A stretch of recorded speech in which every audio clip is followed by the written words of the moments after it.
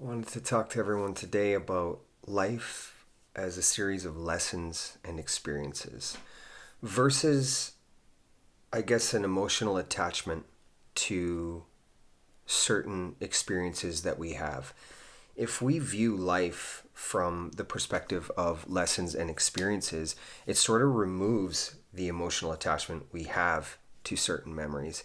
Because one of the things that holds us back in our life from growing is emotional attachments to memories. And we do that through victimization or blame.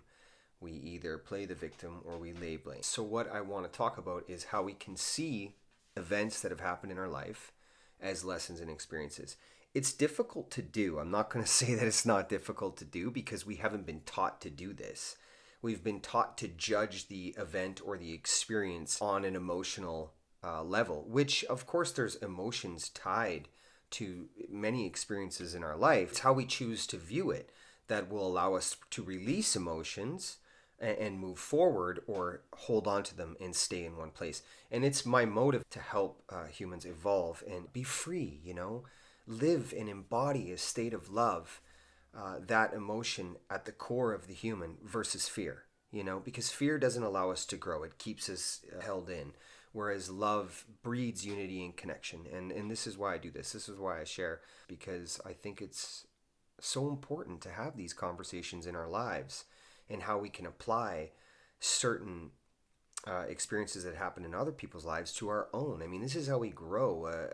A life of division and hypotheticals and assumptions in our own brain doesn't allow us to have perspective into something that can get us to where we need to be. An example that I will give of this is, let's say you were bullied.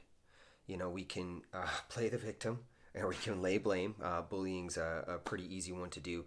Something that I was a victim of as well when I was a kid, but I viewed it as such in that time as a victim. But as I got older, I looked at it like, actually, I felt for the individual who was bullying me. I was able to see it for what it was. Bullying's a big one, that a childhood trauma that stays with many, many people. They feel insecure in themselves, lack of self-confidence, and they don't actually want to show the world who they are because somebody beat it out of them. And I use that example as a way to show you that the past is the past. And if we can see those individuals that bullied us, or for what it was, they were seeing us as a version of themselves, and their insecurities were what they saw in us, it helps to release, and it's important to do that. It's important to see things for what they are, and to let them go, because the past will just restrict you from the growth in the present moment, because the present moment is everything. And that's just a reality. It's all we have.